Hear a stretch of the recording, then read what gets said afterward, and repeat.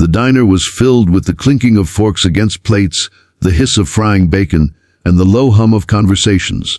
Morning sunlight spilled through the wide glass windows, catching flecks of dust in the air and giving the place a soft golden glow. But in the far corner, where a young girl sat alone, a different kind of atmosphere hung heavy, one that no one dared to challenge. She sat quietly, shoulders hunched, her hands trembling slightly as she tried to bring a spoon of soup to her lips. Her left arm jerked halfway, spilling half the contents back into the bowl. That girl was Clara, only 17, her body weakened by a lifelong disability, but her spirit still yearning for the kind of freedom and respect most people took for granted. The whispering started first. A table of teenagers in Letterman jackets, loud with the careless arrogance of youth, smirked and sneered at her. "Look at her," one muttered just loud enough for others to hear. "Can't even feed herself properly." Another chuckled, deliberately leaning back in his seat so his voice carried further. "Maybe she needs a bib. Should we buy her one?" Clara heard every word. Her ears burned and her eyes stung, but she lowered her head, pretending to be invisible. All she wanted was to finish her meal in peace, to hold on to the fragile sense of independence she'd carved out by daring to walk into that diner alone. But the boys weren't content with words. One of them, emboldened by the laughter of his friends, stood up and swaggered over to Clara's table. He reached for the spoon in her hand, tugged it free and mimicked her jerky movements, exaggerating them cruelly as his friends roared with laughter. The humiliation cut deeper than any knife. Clara whispered, "Please, just stop." But before she could finish, the boy slapped her across the face. The sharp sound echoed through the diner, and for a moment, even the forks and coffee cups fell silent. Clara's cheek reddened instantly, her eyes filling with tears. People looked up, but no one intervened. Some stared at their plates, others pretended to be busy. The waitress, an older woman with tired eyes, glanced nervously at the group but didn't dare step forward. Fear kept everyone glued to their seats, afraid of escalating the situation. Clara sat frozen, cheeks burning not just from the slap but from the crushing weight of shame.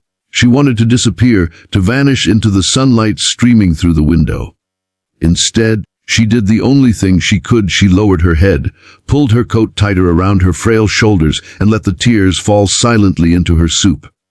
Friends, before we go deeper into Clara's story, I want to pause here and ask you, if you believe in kindness, in second chances, and in standing up for what's right, please take a moment to like, comment, share, and subscribe to Kindness Journal. Every click helps us spread stories of courage and compassion to more people around the world. Back in the diner, time moved painfully slow for Clara. The bullies eventually grew bored and left, tossing a few crumpled napkins at her table as they swaggered out. But the silence they left behind was almost worse than the noise. Clara dabbed at her eyes with shaking hands, forcing herself to breathe evenly. She hated crying in public. She hated being reminded that she was seen not for who she was, but for what she lacked. All she'd wanted was a quiet breakfast before heading to the community center for her volunteer shift. Instead, she'd been reduced to a spectacle. Minutes turned into an hour. The diner slowly filled with new customers, truckers, office workers grabbing coffee, families ordering stacks of pancakes. Clara stayed in her corner, trying to compose herself, though her heart still felt like glass shattered across the floor. That's when the sound of heavy boots against tile echoed through the room. The door swung open, and in walked a group of bikers, 6 of them, leather jackets creased from long rides, tattoos curling up their arms, chains clinking with each step. The air seemed to shift instantly. Conversations faltered, waitresses stiffened, and even the cook peered out from the kitchen with wary eyes.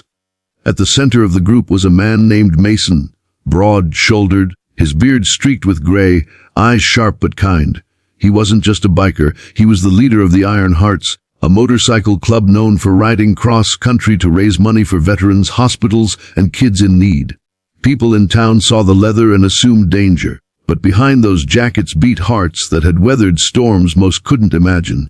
Clara's eyes widened when Mason glanced her way. Something in her bruised cheek, in the way she shrank into her seat, caught his attention instantly. He nudged one of his brothers and tilted his head toward her. Without a word, the group walked over. The floor seemed to vibrate beneath their boots. The entire diner held its breath. Mason leaned down slightly, his voice gentle but steady. "Miss, are you okay?" Clara shook her head quickly, forcing a smile. "I'm fine," she whispered, but her trembling hands betrayed her. Mason studied her for a moment longer, then pulled out a chair and sat across from her. The others took the surrounding seats, creating a protective circle. To the rest of the diner, it looked like an impenetrable wall of leather and muscle. To Clara, it felt like safety. Slowly, she began to tell her story. Not everything, just enough. The slap, the laughter, the silence of everyone around her. Mason's jaw tightened, and a flicker of fire lit his eyes. He had a daughter Clara's age, and the thought of anyone hurting her filled him with rage. He looked around the diner, at the people who had witnessed the cruelty, but said nothing, and shook his head. "Keenness," he said quietly, "means nothing if it stays silent when it matters most." One of the bikers, a tall woman with braided hair named Roxy, reached across the table and placed her hand gently over Clara's. "You're stronger than you think," she said softly. "Don't let them steal your dignity." It wasn't long before the bullies returned. They pushed through the door again, loud and cocky, bragging about the fun they'd had earlier. But the moment they saw Clara surrounded by the Iron Hearts, their swagger faltered. Mason stood slowly, towering over them, his voice low but fierce. "You think it's tough to slap a girl half your size? Try picking on someone who can actually fight back." The diner fell utterly silent. The boys stammered, their bravado crumbling as Mason and his brothers closed in. No punches were thrown, none were needed. The sheer presence of the bikers was enough. Mason leaned close to the ringleader and whispered something only he could hear. Whatever it was, it drained the color from the boy's face. Without another word, the group bolted, shoving past the door and disappearing down the street. Clara sat stunned. For the first time that morning, her tears weren't from shame but from relief. She whispered a shaky, "Thank you," but Mason shook his head. "Don't thank us," he said. "You didn't deserve what happened, ever. And don't forget, you're not alone. There are always people willing to stand up for what's right." The rest of the morning unfolded like a dream. The bikers stayed with Clara, sharing stories from the road, making her laugh until her sides hurt. For a girl who had grown so used to being pitied or mocked, it felt like sunlight breaking through storm clouds. When it was time to leave, Mason pressed a small patch into her palm, the emblem of the Iron Hearts. "You're family now," he told her. "Wear this when you need courage. And remember, the world's cruel, but it's also full of good people. Don't stop believing that." The Clara held that patch like it was made of gold.